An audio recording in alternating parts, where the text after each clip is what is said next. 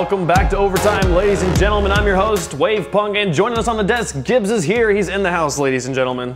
Also James Bot. The potato-ness himself. The potato-ness himself. I like it. I'm excited. I'm excited to have you here, man. So we just got done talking about what overtime is and kind of catching you up on how the RLCS works. But now, let's get into these teams. Who is playing in Season 3 and where do they come from in Season 2? We will start off with NRG in North America. NRG, a team that made a huge roster move in the offseason. Again, they finished back-to-back champions from the online portions going into both World Championships, and they decided to mix it up this season. They dropped Sad Jr. and picked up Garrett G, widely believed to be one of, if not the best player in North America.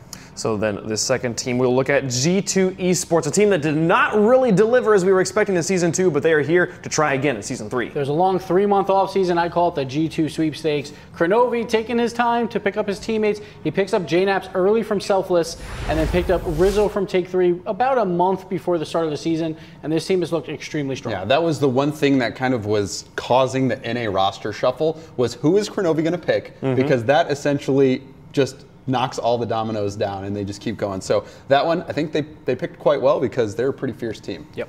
Now another team that we expected to do well in Season 2 but didn't even qualify, Selfless Gaming. Didn't quite make it there in the first qualifier, but they have made it through and they have had a pretty good first week here. Yeah, you said it. Dapper, Miho, Timmy, these guys going into last season, I had them pegged at number 2 in North America, but unfortunately for them, because Vindicator GG, also known as Vendetta, they got knocked down into the lower bracket early in an upset. They had to face off against this Selfless squad, and Selfless ended up not making it in whatsoever. But this team, these guys are super skilled, and I would say keep your eye on them because they can do some damage. Now this next roster are all Canadian players. Denial Esports is team number 4 of North America. Leaf's favorite team, we have Leftovers coming in from Vindicator, Corrupted from Deception, and of course Sad Jr. from Energy. And watch out, because Sad Jr., every single team he's been on has been one of the best power rankings team in the history of Rocket League, so his leadership should take them far. You know, I'm thinking of a team that was just unbelievably good called iBuyPower Cosmic. I know, they were really good. Maybe the best team in history. Probably. And who was on there? Their goalie was really good. What was that guy's name? But then he became a father. Yeah, he's washed up now. I forget. No, he's washed up. Kronovi? Oh, no, it's never mind. Never mind. Speaking of names that we're all familiar with, Genesis is still here in the RLCS Season 3, though with a very different roster than Season 2. Yeah, Classics is the only one coming back. He takes up Chrome from Revival and Insolences from Take3. They were formerly known as Toxic Waste, probably named after Chrome himself. But this team is one to look out for, one of the fastest in North America. Savage, Mr. Gibbs. Now, you mentioned Insolences coming from Take3 in the next roster here. The only player who stayed from Season 2 was Zane Jackie. He picked up a player from Genesis, Espion. Originally, it was going to be Zane Jackie, Espion, and Insolences, but at the last second, Espion and Zane Jackie, they picked up Vince. Espion had his heart set teaming with Zane Jackie, and so this team coming together, I think I'm personally really excited to watch them. Espion, I am quite the fan. So I can't wait to see what they do this season, although Espion, traditionally, he has some confidence issues that he has to overcome. But if they can do that, if Espion can play the offense that he's capable of, Take3 is a contender for top 6 and maybe even top 4. Now, team number 6, if you like rooting for underdogs, we've got the team for you here, Radiance, a team nobody expected to be here, but here they are in the RLCS Season 3. And Memory, he was born in 2002, so he's never even played in the RLCS before. It's the first time he can even play there. And then, of course, we got Lemon Puppy coming in from Literally, who lost, I believe, in lower round 4 during Season 2. Same thing with Halcyon on New Era. So these guys had some experience, but not a ton, and the big surprise for league play this season. Now, the last team of the North America, Atelier. We had some debate on how to pronounce their name. We've gotten it stabilized here, and it's all headed up by the team captain from Orbit last season, Turtle. Yeah, they had an internal debate themselves on how to say it for quite some time. But Turtle, Sizz, you saw there, they're both listed on Orbit. Turtle was teammates with Garrett G last time, and Moses was the other starter for Orbit. Sizz was actually the sub. But Matt and Sizz have a long history of playing together. They were on Selfless previously, and so they've made it into league play. They've been here before. They know how to play, but they're a team that a lot of people are pegging as one of the lower skilled teams at NA. Can they show up and compete? And with a player like Turtle, they have a shot. Now, before we move on to Europe, I just got to get a quick opinion here. What was the best roster move of the offseason? Which team has picked up the best player from what they had previously? So I'd have to say G2, just because of the patience that they took for their roster. They took the full 3 months to fill the roster with Rizzo as that third man.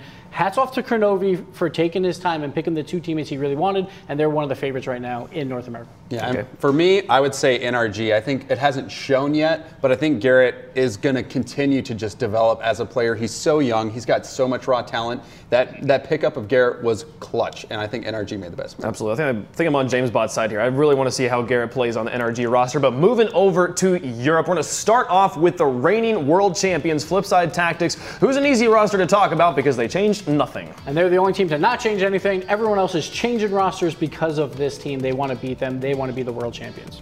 And then we have Pocket Aces, the follow-up, the runners-up from the championships in Amsterdam. They have left the Mocket organization, have their own name, and they have picked up Chaussette. Yeah, you said it yourself. The runners-up, these guys still incredibly talented. They dropped the org and picked up Chaussette. They lost Devo to Northern, which we'll see later on, but still, these guys quite good. They made it into league play through the upper bracket and are a contender in the European region. Now, the third team we're going to talk about here, Northern Gaming, placed top 3 both seasons 1 and seasons 2, looking to improve here this season. They've picked up Devo off of the Mocket roster. Yeah, Devo, one of the biggest roster moves of the entire season. With Remco and Maestro, one of the best duos in Europe.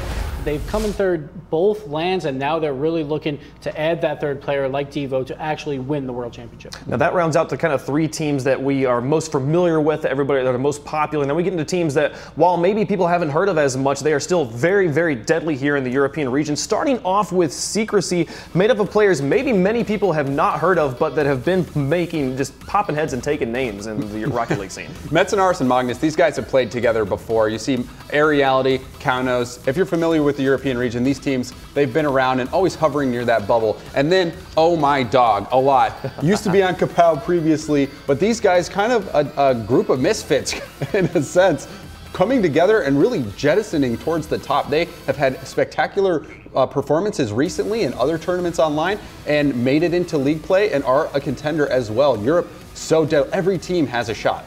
Absolutely. Magnus now, he left Kaunos. The Kaunos still made it in without him, picking up the popular streamer Dan Hizzle. They are here to play. Yeah, he was on K-Den in Season 2, lost in lower round 4. A lot of experience between these 3 players, and a lot of people thought they would probably finish 8th, but after the first week of league play, they've been doing really, really solid.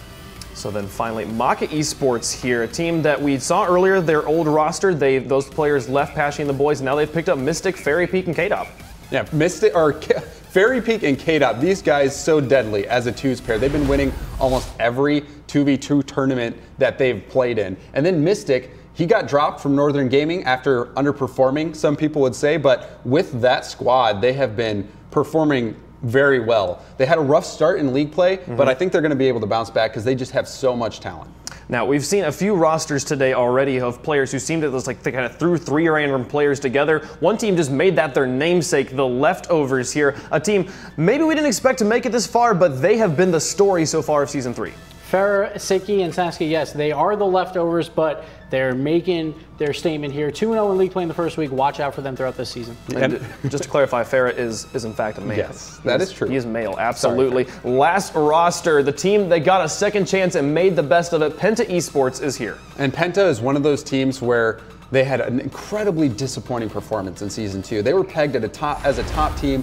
They didn't make it anywhere close into making league play. And again, they failed to make it the first time around, but because of the disqualification, they had another shot and they made the most of it and made it into league play. So keep your eye on them. They're a talented team, but can they show up and perform? Now, quickly before we go to break, gotta ask you guys, best roster move from Europe here.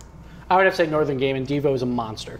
I'm going to say Flipside for making 0 changes. Deciding to not change anything, best decision. Going with the consistency. I like it. So that's going to wrap up our roster watch for this segment here. When we come back, we're going to take a look at North America and their first week of play. It's going to be great. Don't go anywhere. We'll be right back.